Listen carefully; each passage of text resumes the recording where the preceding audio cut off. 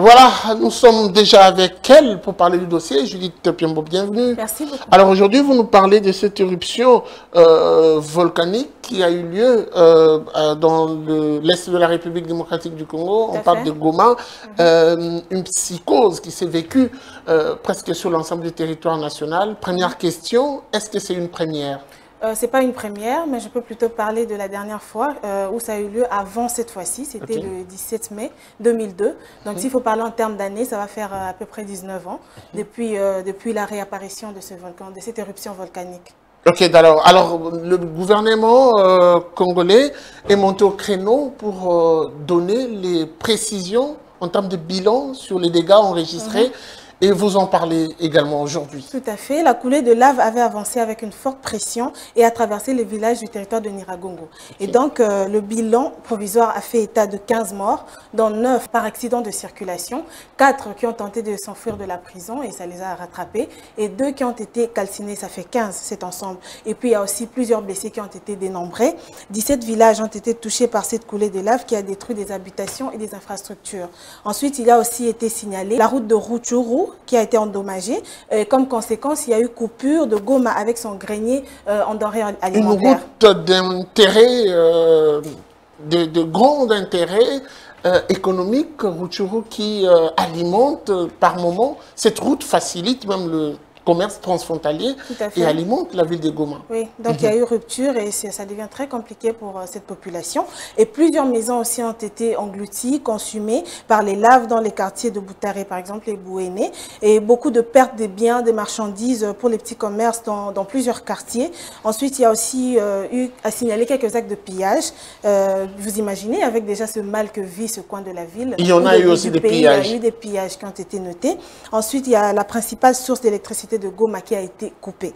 Donc en gros, voici le bilan provisoire qui a été donné par le gouvernement et l'ordre à l'observatoire volcanologique de Goma est de poursuivre, de continuer à surveiller la coulée des laves, mais aussi d'évacuer la population de la zone rouge vers les zones sécurisées, en commençant d'abord par les personnes vulnérables. Alors depuis ce matin, il se signale quand même quelques tremblements de terre. Là, notre prière est que Nyiragongo s'étaise à jamais.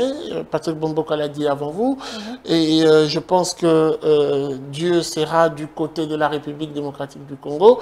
Mais j'ose croire également que le gouvernement prendra cette fois-ci au sérieux le rapport de ces experts qui ne dorment presque pas, qui de fois travaillent sans budget conséquent pour mettre des informations vérifiables, vérifiées à la portée de ce gouvernement. Et surtout, il faudrait que ce même gouvernement dorme sur ses deux oreilles pour qu'à chaque fois qu'il y aura une sorte de récidive, que la population soit mise de côté. Nous allons plutôt renchérir ce que vous venez de dire avec un duplex. Un duplex qui nous viendra de Goma. On a pu avoir un habitant de Goma qui sera avec nous tout de suite en ligne pour confirmer justement ce que vous venez de dire. Je m'en vais déjà vous dire merci pour plus de précisions que vous nous apportez par rapport à ce bilan très attendu par tout le Congolais. C'était un plaisir. Alors, nous allons procéder à ce duplex. Nous allons plutôt prendre ce duplex de ce Congolais qui réside dans la ville de Goma. Avec lui, nous aurons plus de précisions sur comment se sont réveillés les Congolais dans cette ville. Y a-t-il encore menace? On en parlera tout de suite. Le duplex après ceci. Alors, Monsieur Rocky, je rappelle que vous êtes habitant à Goma. Première question, vous êtes en ligne avec nous. Comment est-ce que Goma s'est réveillé ce matin? Bon, comme hier, le même sentiment ici à Goma de frustration, de stress. On est stressé à ce moment, il ne passe pas 10 minutes, 30 minutes sans pour autant que la terre bouge. Il y a tremblement de terre à tout moment. Et puis, au niveau aussi de nos voisins, vous savez, Goma est ensemble avec Viceni, du côté Rwanda. Là-bas, c'est encore plus pire. Il y a des fissures sur les routes. J'ai même des images ici, je pourrais te le balancer au malheur. On est là la nuit, vous savez, nous qui habitons les appartements en étage, vraiment c'est trop risqué. On s'est décidé, même moi personnellement, je te dis, je passé ma nuit au bureau. Je n'avais pas de choix que de bouger. J'ai passé ma nuit au bureau avec des textes. Donc, c'est un peu ça pour aller à l'instant même. Nous parlions, il y a les mouvements encore, la terre est encore de bouger. Mais vraiment, on est stressé à tout moment. Quelles sont les précautions prises par l'État sur place, le gouverneur par exemple? Ouais, on n'a pas encore un communiqué officiel de la part du gouvernement. On est là, chacun se prépare à toute éventualité. Et puis on attend voir si ça va bien pour les événements. Ça pourrait encore aussi le jeu, c'est-à-dire encore avoir des voilà, ça sera un peu inquiétant parce que si ça réglait vraiment, ça sera catastrophique, quoi. Alors, que devient la population qui s'est déplacée vers la ville de Gisenyi?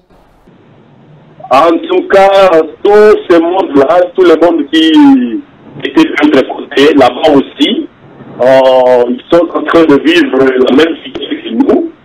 Les gens qui étaient traversés sont retournés à Goma. Et puis à Goma ici, bon, les gens préfèrent beaucoup plus aller se mettre à l'abri du côté de Saké. Il y a beaucoup de gens en route vers Saké, depuis Saké. Alors, est-ce qu'il y a eu quand même des dégâts aussi enregistrés en plein centre-ville de Goma, aujourd'hui, ce matin, par exemple? Oui, moi, personnellement, après la famille de l'éruption, je me suis rendu. Là, je vois, c'était hier au matin, j'étais là, je vis des dégâts énormes, il y a eu des maisons écoulées, il y a eu des morts, même il y a des photos de morts.